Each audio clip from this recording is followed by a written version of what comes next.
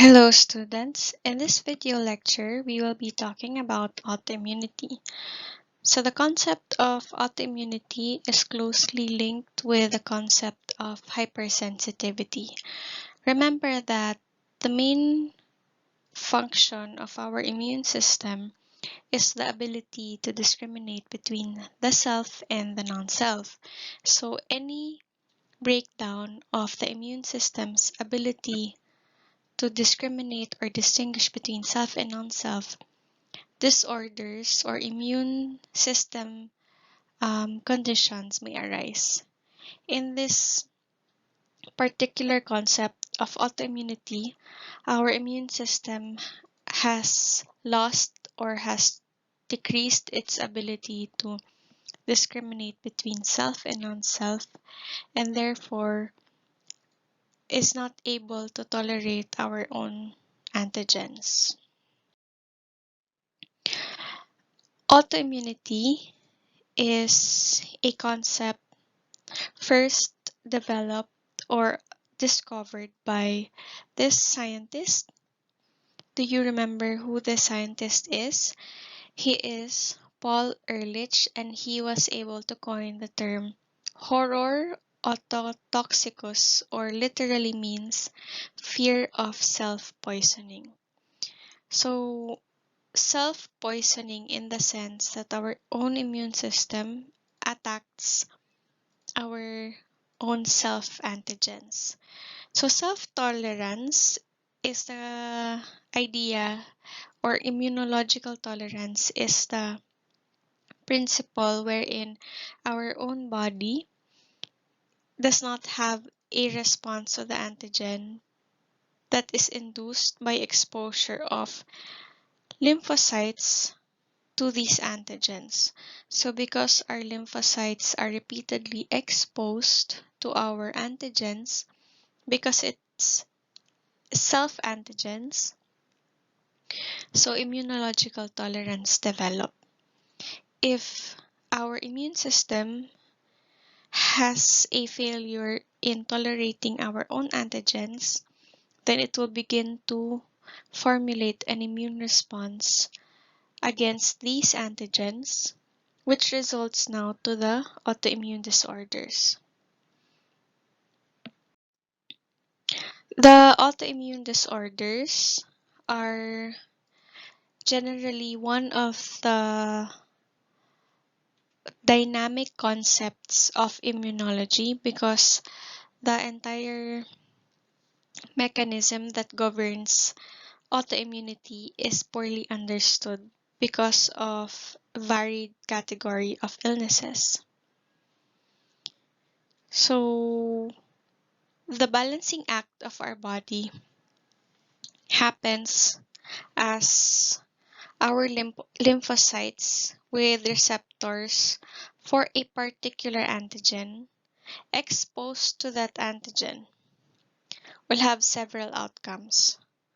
So these are the possible outcomes when our own lymphocytes are exposed to a particular antigen. It can either be activated, and then it will proliferate and differentiate to a more specific destined cell, or it may be functionally inactivated or killed, or it will not react in any way. So when lymphocytes are activated, they can proliferate and differentiate into an effector cell. So this is what happens when our body elicits an immune response. So the antigens that elicit such a response are said to be immunogenic because they create immune response. Now, on the other hand, the lymphocytes may be functionally inactivated or killed, and this results in tolerance. So the antigens that induce this tolerance are said to be tolerogenic. And in some cases, the antigen-specific lymphocytes may not react in any specific way. So this is called as immunological ignorance. So this means that our lymphocytes just simply ignore the presence of an antigen.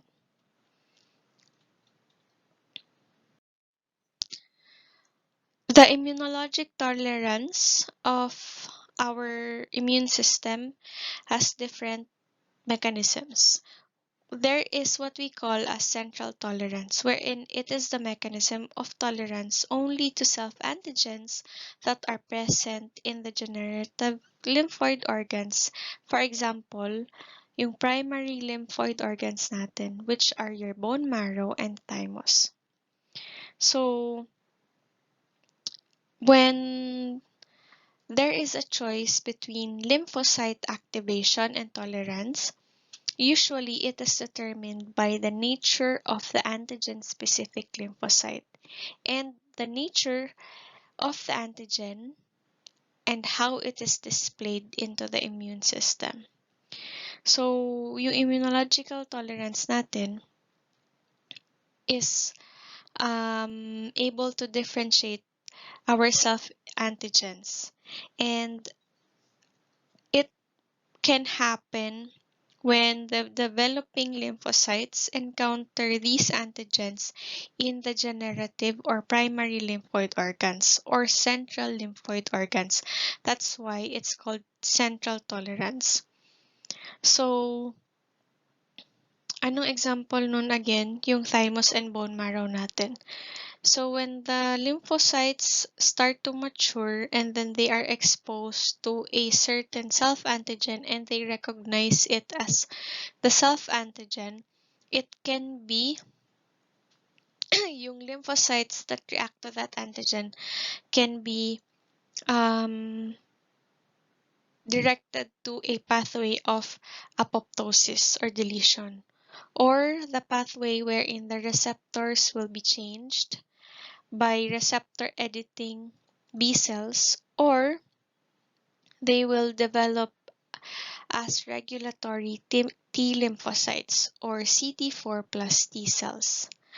On the other hand, if our lymphocytes are already mature when they encounter these self-antigens, in the peripheral tissues, the tolerance is called as peripheral tolerance or peripheral tissues.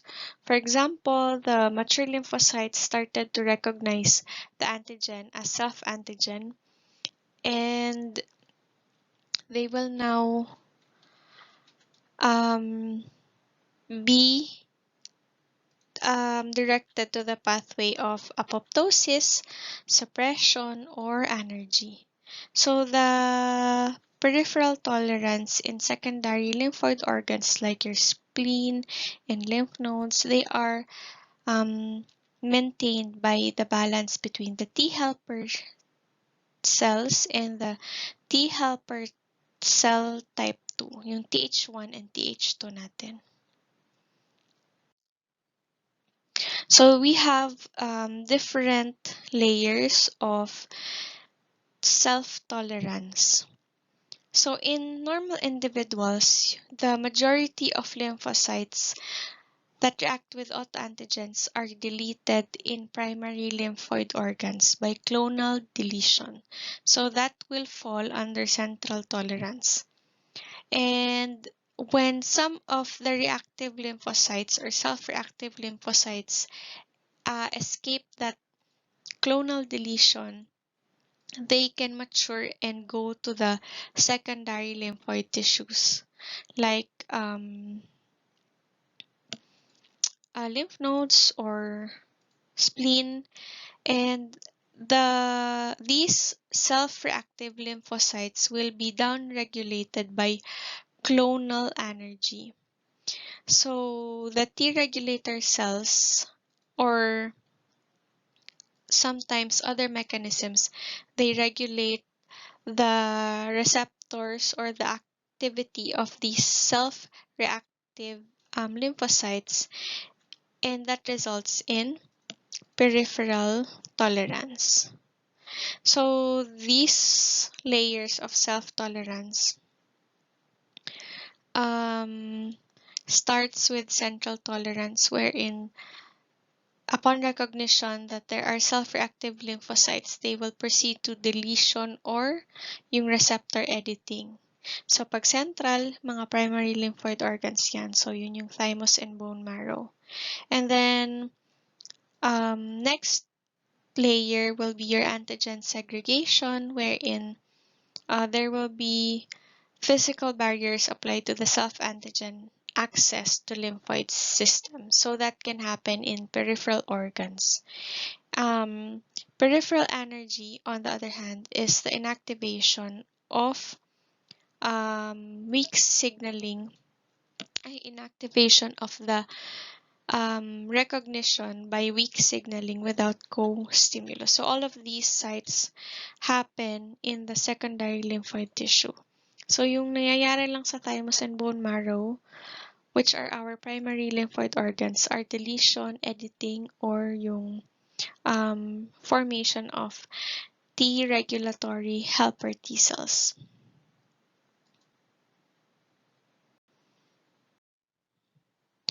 So the principal mechanism, again, of central tolerance in T cells are cell death, and for CD4 plus T cells are the formation or generation of regulatory T cell. So the lymphocytes that develop in the thymus will consist of cells with receptor that are capable of recognizing different antigens, both capable of identifying self and foreign or non-self.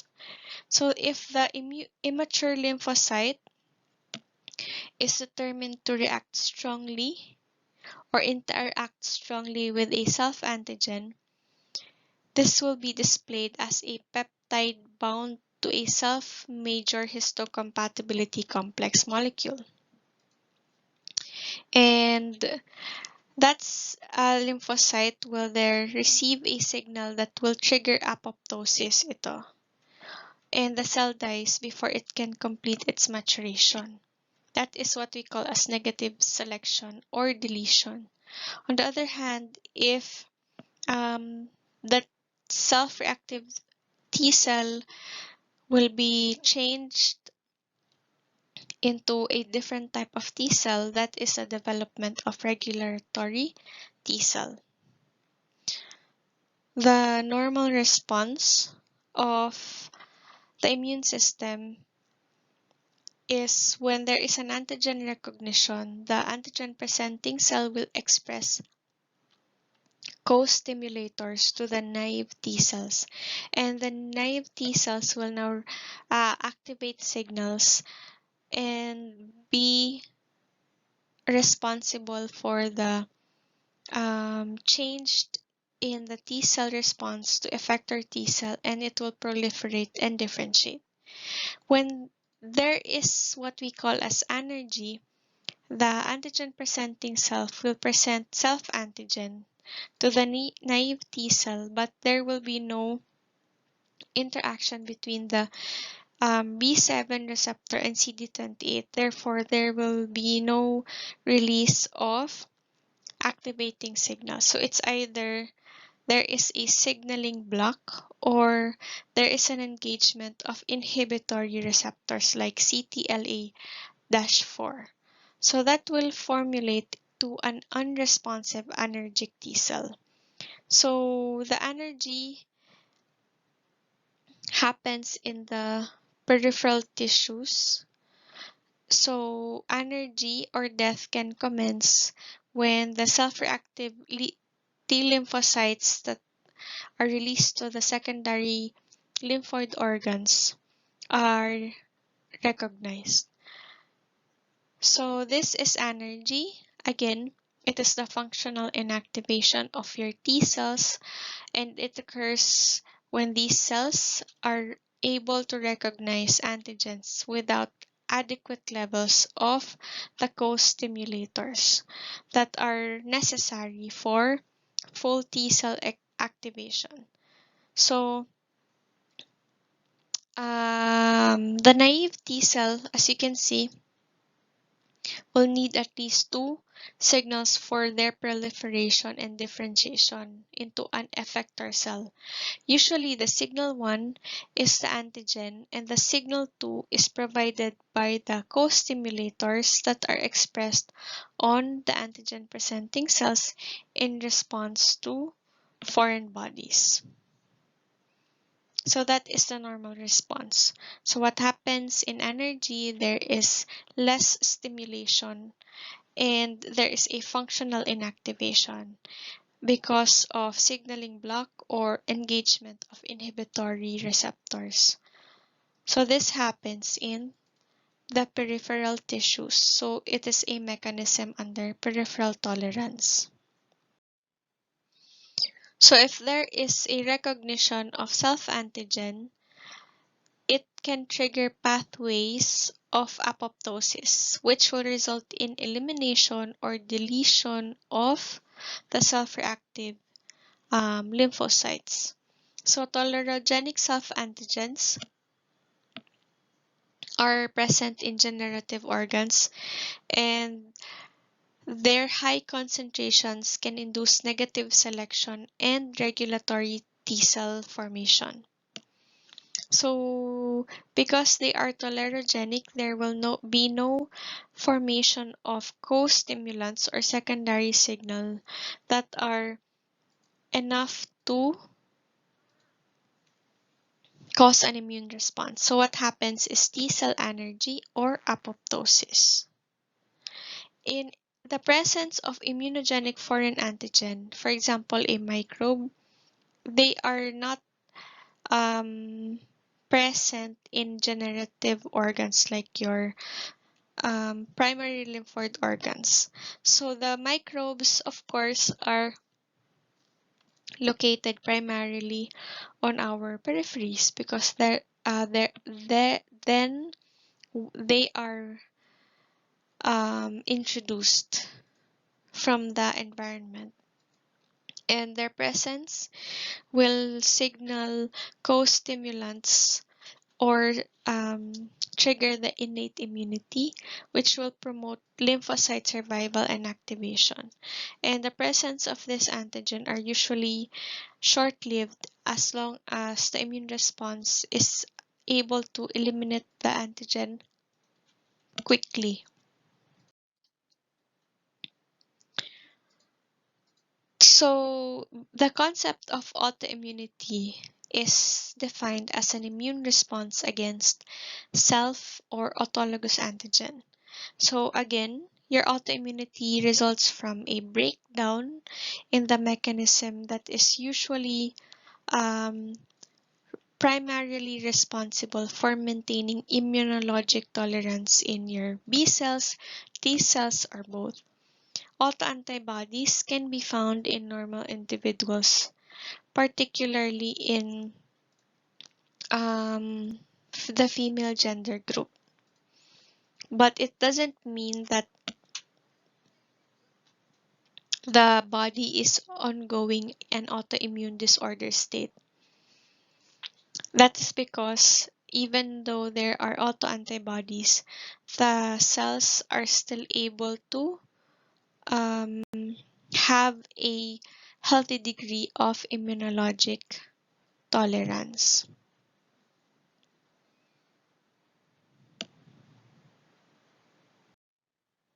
So our autoimmune disorders in general can be mediated by the presence of autoantibodies, immune complexes, or activated T lymphocytes. So these are the principal factors in the development of autoimmune disorders. And the major triggering factor for development of autoimmunity are the inheritance of susceptibility genes and environmental triggers like infection.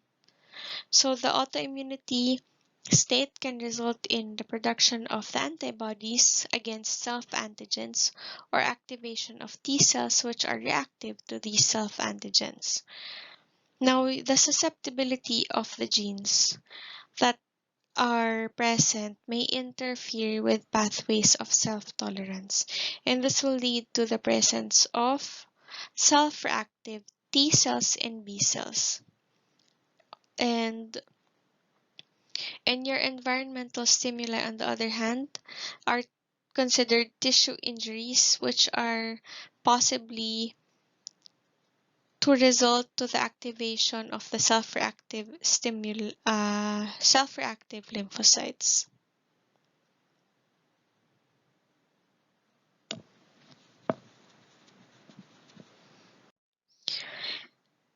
In autoimmune disorders, it can be due to problems in self-tolerance, in induction of co-stimulators, and in molecular mimicry. The microbes may activate antigen-presenting cells to express co-stimulators. And when these antigen-presenting cells present a self-antigen, then there is a specific T cell that will be activated, and instead of tolerating the self-antigens, it will elicit an immune response. So a presence of an infection of a tissue can induce local innate immunity response. However, this may lead to increased production of the co-stimulators and cytokines by tissue APCs. So these activated tissue APCs may be able to stimulate the self-reactive T cells that are the ones that encounter self-antigen in the tissues. So infection present may break the T cell energy or the functional inactivation, and now it will trigger the presence of or the activation of self-reactive lymphocytes. Remember the concept of autoimmune disorders. It is basically grounded on the um, presence of an autoantibody in the patient's or in the host, and as these autoantibodies will now bind with our self-antigens, and these immune complexes will be deposited in the tissues. So that is the general concept of an autoantibody associated disease.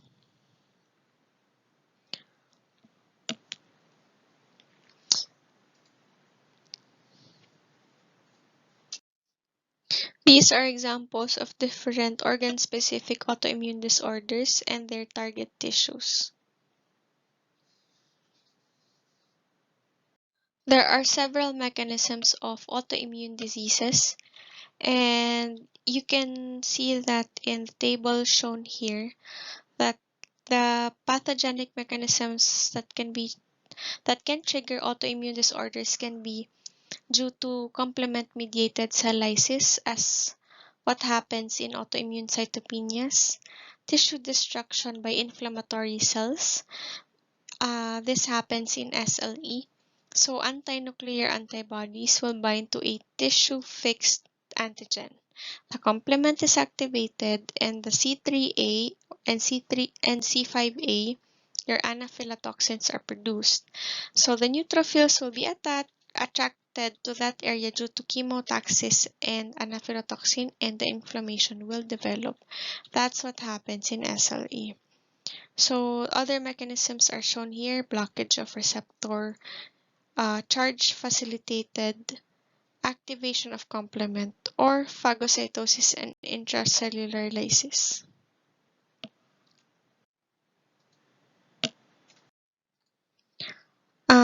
These tables show other mechanisms of autoimmune disease. In autoimmune diseases, usually there is enough opportunity for the formation of immune complexes. So what is an immune complex? It involves the attachment of autoantibodies and self-antigens.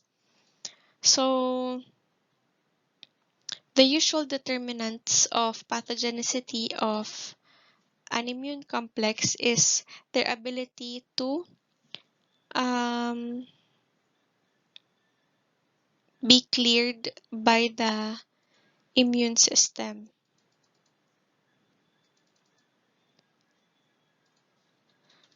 So this is table showing the different antigens for the specific antibody-mediated autoimmune disease. In this table, on the other hand, you will see that these are examples of T-cell mediated autoimmune disorders.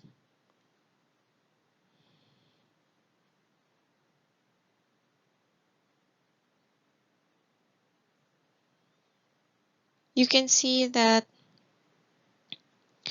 some of the autoimmune thyroiditis can be under T-cell mediated autoimmune disorder. So the typical T-cell mediated autoimmune disease are due to the T cells that are involved in the pathogenesis. So they can be autoreactive and recognize self-antigens, or they can recognize foreign antigens with self-determinants, or they respond to foreign antigens, but they can still induce tissue destruction. So those are some of the ways wherein the pathogens react. The lymphocytes react with our self-antigens. So these are the different factors in the onset of autoimmune disease. So there can be abnormal immunoregulation, anti-idiotypic antibody, genetic factor, environmental factors, or molecular mimicry. So multiple lymphocyte abnormalities has been shown in patients with autoimmune disorders, and most of them have B lymphocyte overactivity, and it will result to activation of T and B lymphocytes and decreased suppressor T cell function. So the antibodies that are present in this laboratory, in this, for example, in the patient's body, can stimulate a normal immune response to a certain virus. However, if the immune response directed against the viral structures mediating attachment, it can be triggered and also react to self-antigens. In this table are the different common anti-nuclear antibodies. Examples are these autoantibodies and their affinity to these antigen characteristics. So your autoreactive B cells or the self-reactive B lymphocytes are stimulated to proliferate and produce autoantibodies by interactions with the different autoantigens, or sometimes by polyclonal activators or idiotypic interactions. So our B cells have the tendency to produce autoantibodies that have high affinity towards these antigens, and the existence of these autoantibodies, which have high affinity towards these antigens, usually arise from somatic mutation or the process that involves the T cells and these autoantigens. So we have different evidences that these autoantibodies, which are closely attracted to these type of antigens, are present in different disease associations like SLE, Sjogren's syndrome, systemic sclerosis. That's why sometimes, as a part of screening and sometimes diagnostic methods, we test for the presence of these autoantibodies in a certain patient, because it reflects that there is a disease process that is going on in the patient because of high presence of these autoantibodies. So um, sometimes it's hard to understand the mechanism on how these antigens arise and how they exist to have high affinity with our um, antibodies as formed by our B cells. But the presence of these auto antigens and a specific epitope cluster in them are very closely linked to their high affinity towards these autoantibodies. So remember the different immunofluorescent patterns of these immune complexes when they are formed together. And these patterns and the presence of these antibody and antigen complexes are very there is a high chance that there is these disease associations going on with the patient.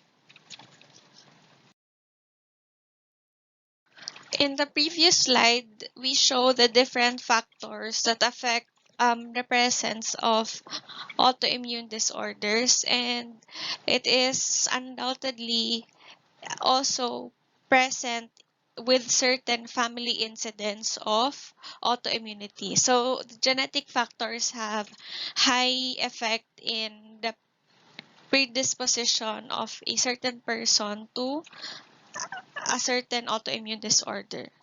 So autoimmune disorders are usually largely of genetic character rather than environmental. And you can see this evidenced in the different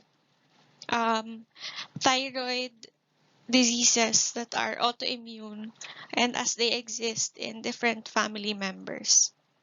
So um, genetic predisposition in autoimmune disorders are usually seen in organ-specific autoimmunity. And it is shown that other genetically controlled factors tend to select the organ that is mainly affected. For example, thyroid. And in this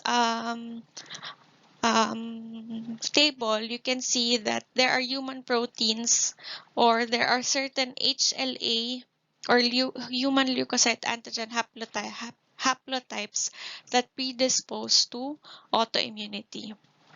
So the evidence of genetic factor that influence autoimmune disease comes from their tendency of these diseases to be associated with particular HLA specificities.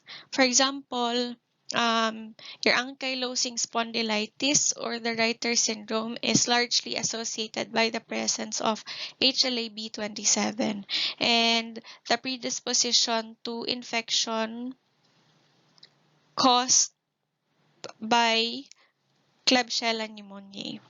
And among rheumatoid arthritis patients, usually there is human protein evident the presence of HLA-DR4, and in insulin-dependent diabetes mellitus, the presence of HLA-DR, and so on and so forth. So these are the associated HLA specificities that are closely linked with these autoimmune disorders. And usually we see familial or genetic predisposition among organ-specific autoimmune disorders. Now we go to an overview of the different autoimmune disorders. So itong patient na to, although it's not clear because the color of the photo is of black and white, but there is a certain characteristic butterfly rash in this patient. And you will see later on what type of autoimmune disorder usually show that type of manifestation. So, systemic lupus erythematosus is an example of a systemic autoimmune inflammatory disease.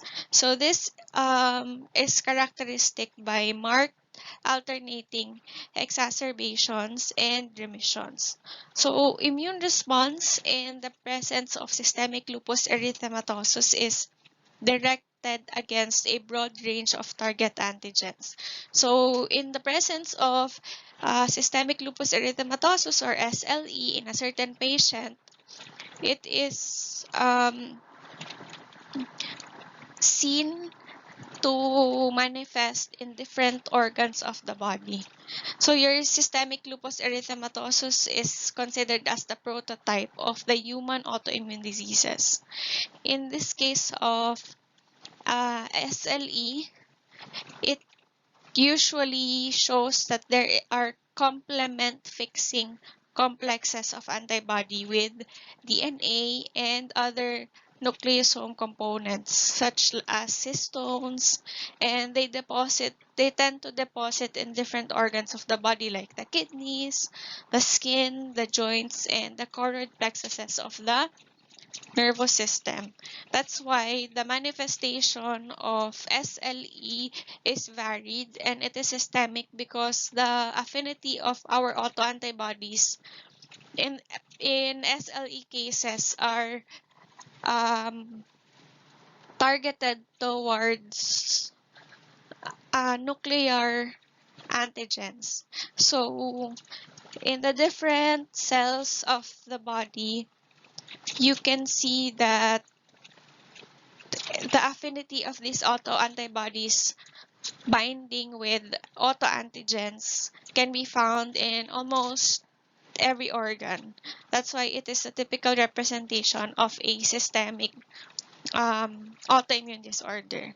And the antigens in these cases are soluble. So, ano nga yung type of hypersensitivity reaction if merong antibody magbabind with soluble antigen so that the immune complex will deposit in certain tissues? It is represented by a type 3 hypersensitivity reaction. So, remember that there are also polyclonal activation of B cells in your SLE. So it is the main immunologic characteristic of lupus.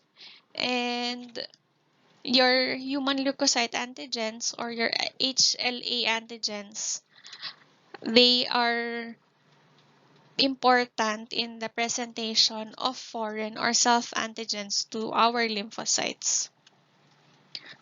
So this patient right here displays a characteristic butterfly rash which are present among SLE patients. Another important deficiency to note among SLE patients are the presence of complement component deficiencies of C1q, C2, and C4. So also the presence of dysfunctional Th1 and Th2 helper T cells, which results in the different production of certain cytokines that contribute to the triggering or up activation of your B cells, thus resulting in production of more autoantibodies.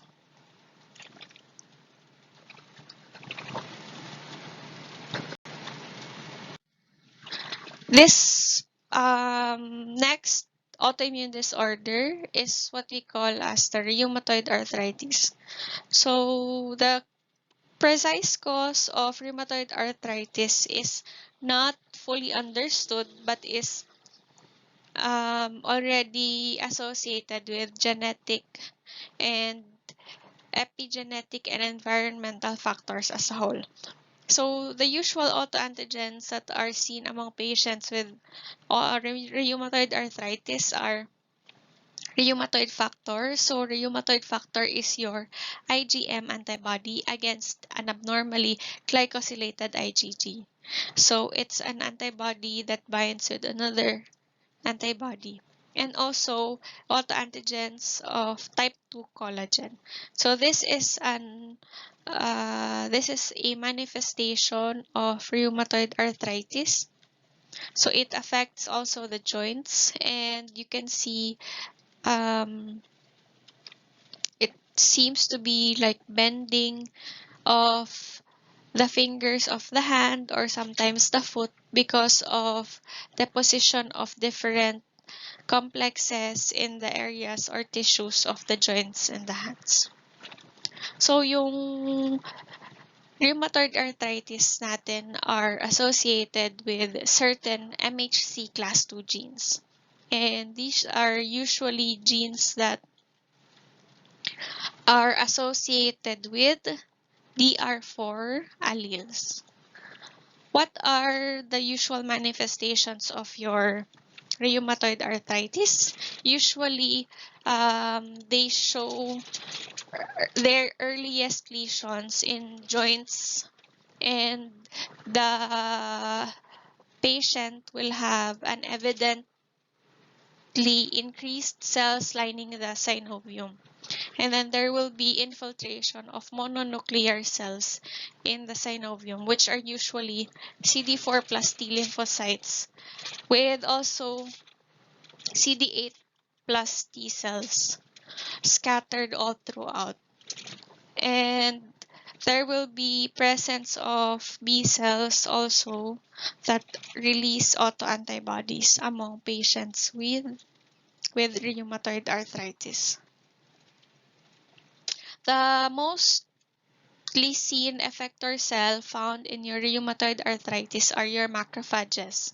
So the macrophages found in your synovial area are the ones that are usually activated and produce a lot of tumor necrosis factor alpha. So it is believed to be one of the reason for the manifestation of this condition in patients with rheumatoid arthritis. Next are the autoimmune thyroid diseases. So there are a lot of different manifestations of the autoimmune disorder in the thyroid organ, and it is one of the most common familial organ-specific autoimmune disorder. So there are production of antibodies that either interfere with the activity or enhance the activity of the thyroid. So the autoimmune response to thyroid seen in thyroid diseases are usually based on the combination of genetic susceptibility genes coupled with environmental triggers. So there is an autoimmune thyroid disease that represents as hyperthyroidism, that is your Graves' disease, and also an autoimmune thyroid disease that represents as hypothyroidism, and that is your Hashimoto's thyroiditis, which are mostly seen among women. Next, another common autoimmune disorder is your type 1 diabetes mellitus. So, ano yung isa pang human protein found in type 1 diabetes mellitus, diba? Yun yung insulin receptor and yung HLA-DR4. And it is characterized by insufficient insulin production because of the destruction of the beta cells of the pancreas. So the beta cells of your pancreas are located in the clusters called your islets of Langerhans. So usually, yung autoimmune treatment for the type 1 diabetes mellitus are given through